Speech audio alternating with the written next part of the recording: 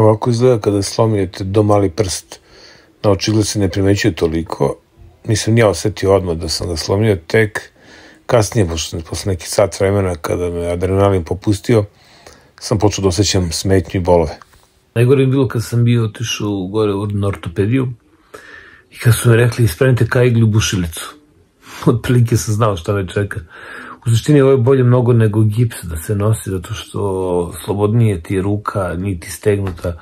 Zavoj sam skinuo posle nekoliko dana i normalno sam koristio prste, zato što sam imao tu malu iglicu i uveče sam morao da zaštićujem, da ne bi ograbo slučajno ženu ili decu, ali taj trenutak kada sam legao na sto, znači još nije počeo ni da buši, već mi bilo muka i pozlilo mi je, malo da padam u nesvest, znači baš mi bilo otilo frka, panika.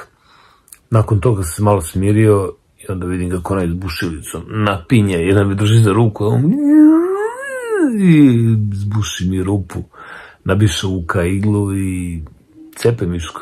Isus nosi 6 nedelja i mogu reći praktičnije mnogo nego gips.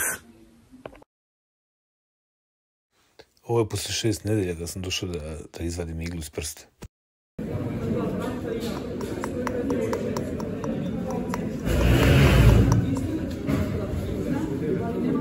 Otprilike posle neke 3 nedelje, bukvalno ti sraste sa prstom, sa koskom, znači vidite da udaram ja ovde po ovoj stolici, uopšte ne osjećam, znači kao da udaram noktom, znači kao nemam uopšte osjećaj da idem strano telo u ruci, znači otprilike bukvalno čovjek može staviti svi 10 prsti da bude ko Wolverine, navikneš se posle nekog vremena. Prošlo 6 nedelja, 6,5. Mogu da snimam sve? Snimam sve. Ovo kako stvari, ako mi dozvoljavate. Uf, to nisam ni osjećao. Časkom, a?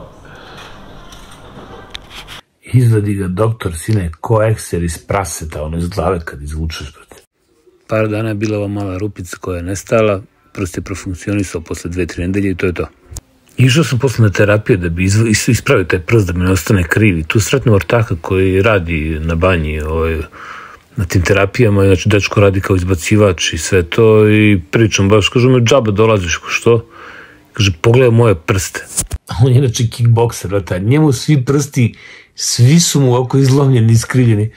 Kaže, kad ih ja nisam ovde uspeo ispraviti, nećeš ni ti taj jedan. I evo kako danas izgleda taj moj prst. Znači, malo otišao u stranu, malo se nakrivio i to je to.